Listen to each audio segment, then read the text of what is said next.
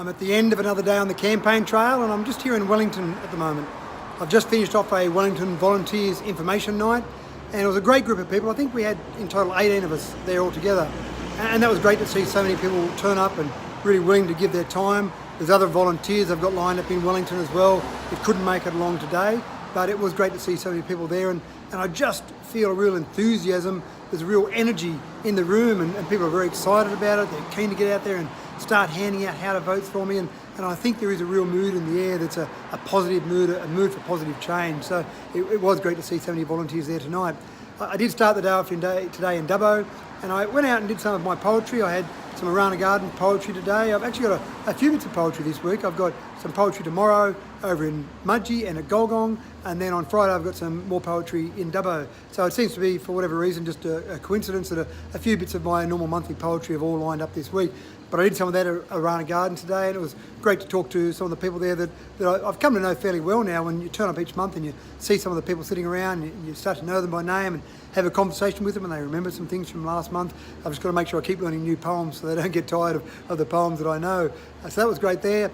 I went around and saw a couple of Dubbo businesses today, but then I spent most of the day or most of the afternoon here in Wellington. I had some people that wanted core fruits up, so I went and dropped some of those core fruits off, and had some of my volunteers with me to drop off those core fruits.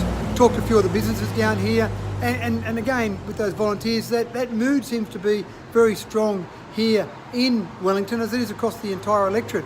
I had some phone conversations today as well. There's people that leave messages in my guest books in my campaign offices, so I followed up a few of those, and there were some interesting questions today. One of the interesting questions that I've had in the past a number of times is in relation to private schools receiving funding from state and federal government and whether that's fair or not. And there's an interesting debate around that and interesting discussions around that. And anyway, I talked to a few people about that today. And of course, iVote came up with another thing: pre-polling, postal voting, absentee voting, declared institution voting, iVoting.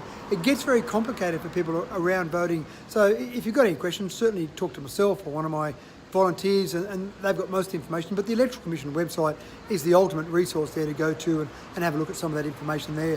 But people still talked about preferences, more preference questions today. I have talked about it.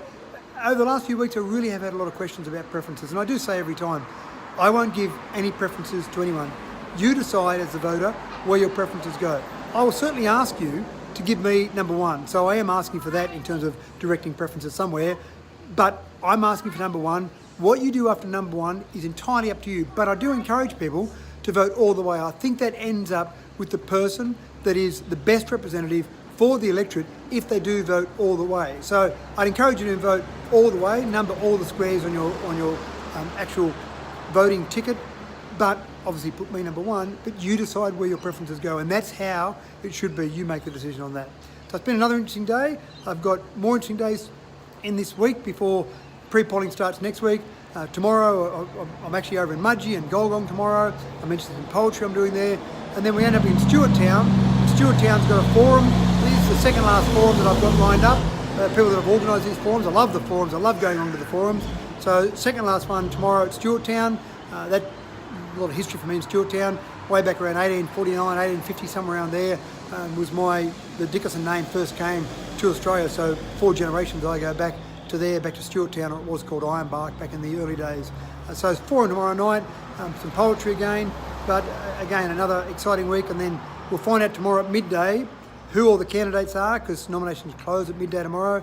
Thursday, 10 a.m. is the ballot draw, and then next week, pre-polling starts, so it's a very exciting time. This has been Mathew Dickerson, your independent voice.